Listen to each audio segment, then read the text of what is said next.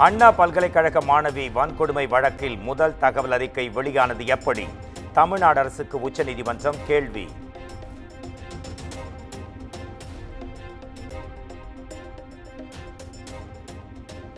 சென்னை காவல் ஆணையருக்கு எதிரான உயர்நீதிமன்ற கருத்துகளுக்கு உச்சநீதிமன்றம் தடை. ஆணையர் மீது நடவடிக்கை என்ற உத்தரவுக்கும் இடைக்கால தடை விதிப்பு.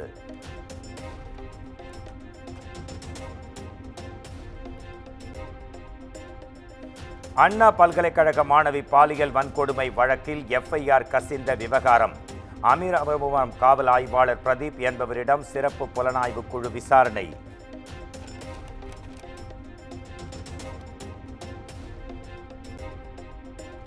அண்ணா பல்கலைக்கழக மாணவி வழக்கில் கைதான ஞானசேகரனுக்கு பிப்ரவரி 7ஆம் தேதி வரை நீதிமன்ற காவல்.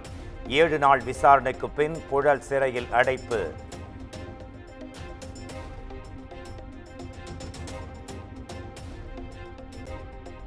வேங்கை வயல் மக்கள் 3வது நாளாக கருப்பு கொடி ஏந்தி உண்ணாவிரத போராட்டம். வேங்கை வயல் வழக்கை சிபிஐக்கு மாற்றவும் போராட்டக்காரர்கள் வலியுறுத்தல்.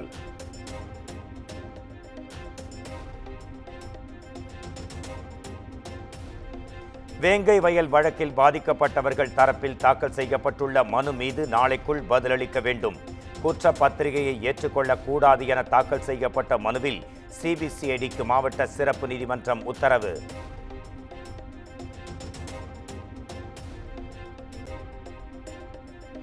புதுக்கோட்டையில் கல் குவாரி விவகாரத்தில் அதிமுக நிர்வாகி ஜகபர் அலி கொல்லப்பட்ட விவகாரம். 4 வட்டாட்சியர்கள், வருவாய் ஆய்வாளரை தொடர்ந்து கிராம நிர்வாக அலுவலரும் பணியிட மாற்றம்.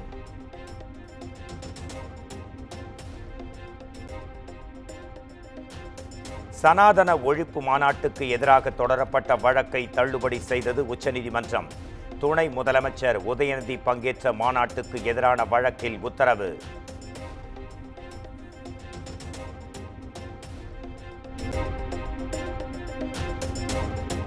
திண்டிவனத்தில் முதலமைச்சர் மு.க. ஸ்டாலினுக்கு சாலையின் இருபுறமும் திரண்டு பொதுமக்கள் உற்சாக வரவேற்பு. சாலையில் நடந்து சென்று மக்களை சந்தித்து கோரிக்கை மனுக்களை பெற்றுக்கொண்டார்.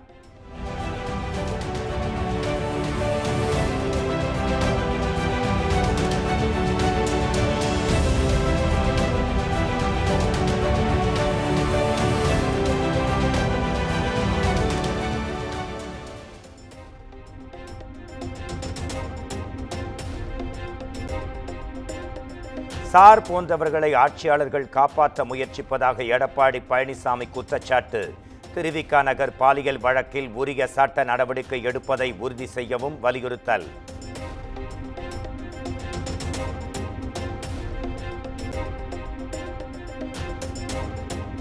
சார்களை காப்பாற்றுவதில் கை தேர்ந்தவரான பழனிசாமிக்கு அதிமுகவின் சார்களை நினைவிருக்கிறதா?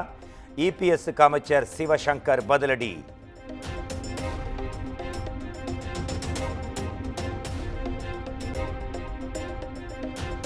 அரசியல் பண்பாடு கருதி அண்ணாமலையுடன் பேசினேனே தவிர பாஜகவுடன் கூட்டணிக்கு வாய்ப்பில்லை.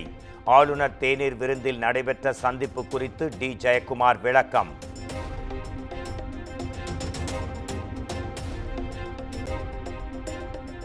அமைச்சர் செந்தில் பாலாஜி வழக்கில் சாட்சிகளிடம் விசாரணை நடத்தலாம். அமலாக்கத்துறைக்கு சென்னை முதன்மை அமர்வு நீதிமன்றம் அனுமதி.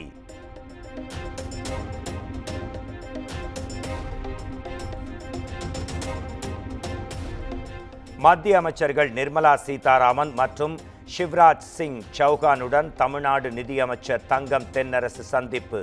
தமிழ்நாட்டுக்கு வழங்க வேண்டிய நிலுவைத் தொகையை உடனடியாக விடுவிக்க வேண்டும் என்று வலியுறுத்தல்.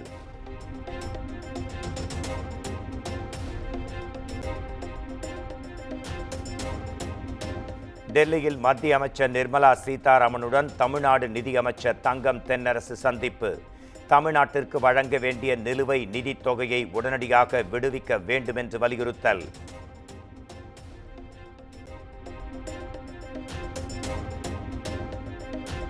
பெரியாரை சிறுமைப்படுத்துபவர்கள் யாராக இருந்தாலும் அரசியலில் தனிமைப்படுத்தப்படுவார்கள். நாம் தமிழர் கட்சியின் தலைமை ஒருங்கிணைப்பாளர் சீமானுக்கு முன்னாள் அமைச்சர் டி. ஜெயக்குமார் எச்சரிக்கை.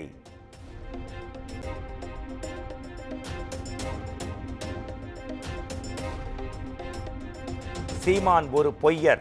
அவர் தமிழர் அடையாளங்களை அழிக்க வந்த கைகூலி என ராஜீவ்காந்தி விமர்சனம். சீமானுடன் அரவணைப்பு என்பது ஆபத்தானது என்பதை இபிஎஸ் புரிந்து கொள்ள வேண்டும் என்றும் பேச்சு.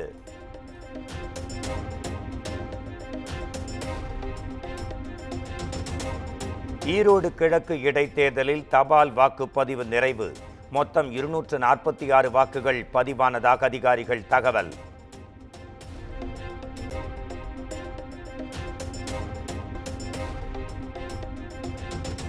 ராமேஸ்வரத்தில் பெண்கள் உடை மாற்றும் அறையில் ரகசிய கேமரா பொருத்தப்பட்ட விவகாரம். வழக்கில் கைதான 2 பேர் மீது பாய்ந்தது குண்டர் தடுப்பு சட்டம்.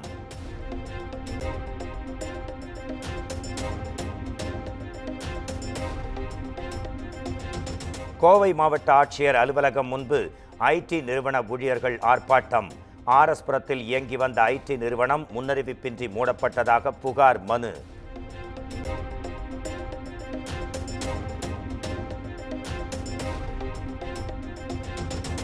கோவை மத்திய சிறையில் அடைக்கப்பட்டிருந்த ஆயுள் தண்டனை கைதி தற்கொலை. உடலை மீட்டு ரேஸ்கோர்ஸ் காவல்துறையினர் தீவிர விசாரணை.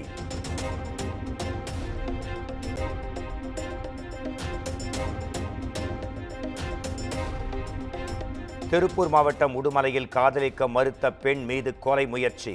பெண்ணின் கழுத்தை கத்தியால் அறுத்துவிட்டு இளைஞரும் தற்கொலை.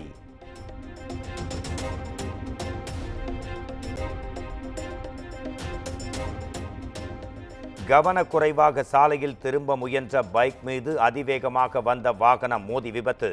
பள்ளி மாணவி தூக்கி வீசப்பட்ட நிலையில் பதற வைக்கும் சிசிடிவி காட்சிகள் வெளியாகி பரபரப்பு.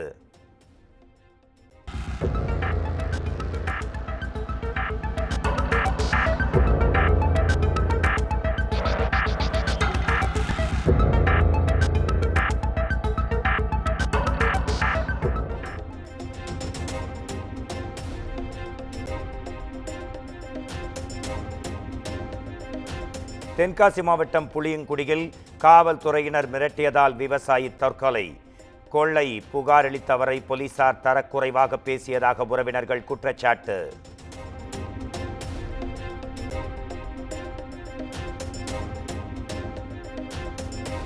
பிரதோஷத்தை முன்னிட்டு சிவாலயங்களில் சிறப்பு பூஜை. திருவண்ணாமலையார், தஞ்சை பெருவுடையார் கோயில் நந்திகளுக்கு அபிஷேகம்.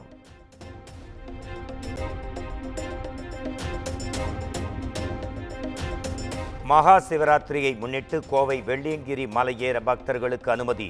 வரும் 1ஆம் தேதி முதல் மே மாதம் வரை அனுமதிக்கப்படுவார்கள் என வனத்துறை அறிவிப்பு.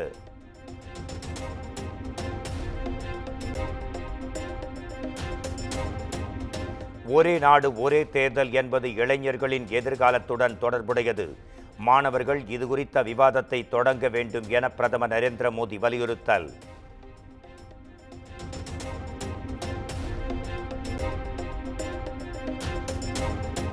அமெரிக்க அதிபர் டொனால்ட் ட்ரம்பை தொலைபேசியில் தொடர்பு கொண்டு உரையாடிய பிரதமர் நரேந்திர மோடி டொனால்ட் ட்ரம்பின் இந்தியா வருகை உள்பட பல்வேறு விவகாரங்கள் குறித்து பேசியதாக தகவல்.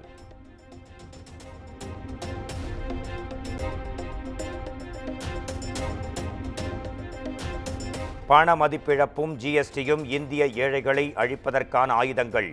மக்களவை எதிர்க்கட்சித் தலைவர் ராகுல் காந்தி விமர்சனம்.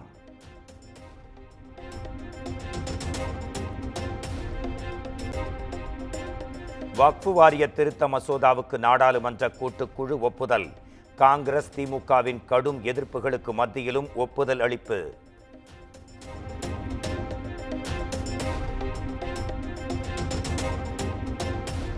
நாட்டில் முதன்முறையாக உத்தரகாண்டில் பொது சிவில் சட்டம் அமல். அனைத்து மதத்தினரும் ஒரே சட்டத்தை பின்பற்றும் வகையில் நடவடிக்கை என அரசு அறிவிப்பு.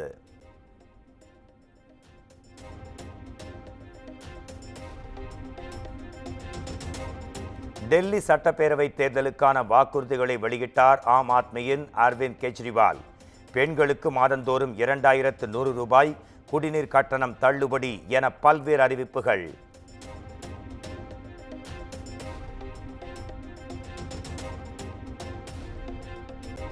மகாராஷ்டிராவின் தானேயில் 13வது மாடியிலிருந்து விழுந்த 2 வயது குழந்தை.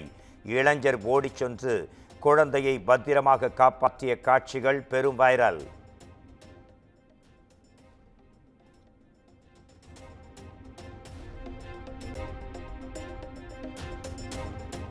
பண மோசடி வழக்கில் கைது செய்யப்பட்ட மகிந்த ராஜபக்சவின் மகன் யோஷித ஜாமீனில் விடுவிப்பு.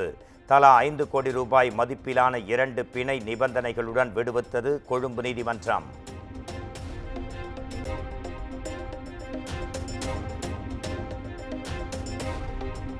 வடக்கு காசாவுக்கு குடும்பமாக படையெடுக்கும் பாலஸ்தீனியர்கள். பிணை கைதிகள் சுமூகமாக 2 தரப்பிலும் விடுவிக்கப்பட்டு வரும் நிலையில் நடவடிக்கை.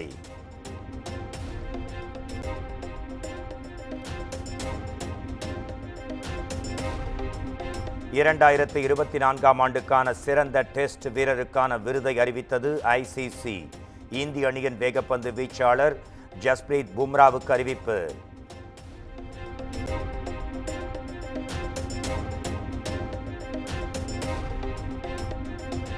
மகிழ் திருமேனி இயக்கத்தில் அஜித் த்ரிஷா நடித்த விடாமுயற்சி திரைப்படம் 6ஆம் தேதி படம் ரிலீஸ் ஆகும் நிலையில் புதிய போஸ்டர் வெளியீடு.